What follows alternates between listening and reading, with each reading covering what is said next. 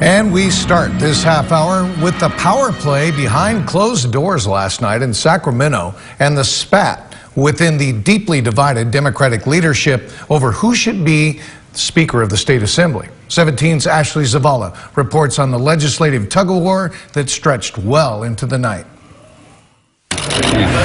Where are you going to Was there a vote taken in there? Assemblymember Robert Rivas walking out of the chamber Tuesday night, leaving some with more questions than answers. Do you still have the votes to be the next speaker? The Democrat from Central California claimed last week he had enough votes from his fellow Democratic Assembly members to oust Speaker Anthony Rendon. Support is very strong, excited for the future. And so did you take a vote? But after Democrats met behind closed doors for 6 hours Tuesday, he formally agreed Rendon should remain the Assembly's leader until at least the end of session, without a vote or date set for a transition of power. it was exactly what I expected. This is the first step, again, in a thoughtful transition.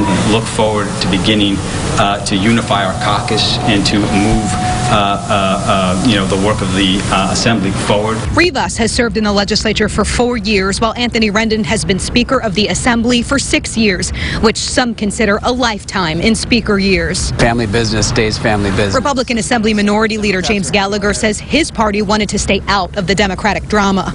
I'm less concerned about who the speaker is and more concerned about what we're doing to help people in California. The power struggle in the Assembly comes as state lawmakers face a deadline to pass the state budget by June 15th, plus the upcoming election. Some say which Democrat leads the Assembly won't change the outcome of either. If you look at the philosophical differences, there aren't much between the two people. Stephen Maviglio is a Democratic strategist. He and others have noted the Democratic debacle comes after criticism of Rendon's handling of a single-payer health care bill that died earlier this year, changes in committee leadership, and other decisions he made as Speaker that some lawmakers did not agree with. I think it's largely personality and style and effectiveness, and that's why a lot of members, the majority of members, wanted to change. With the upcoming election, more than a dozen new lawmakers will be sworn into the Assembly later this year, leaving no guarantees for Rivas and Rendon. Things can change anytime. The speakership is not a fixed election position. It can change at a moment's notice. At the state capitol, Ashley Zavala, 17 News.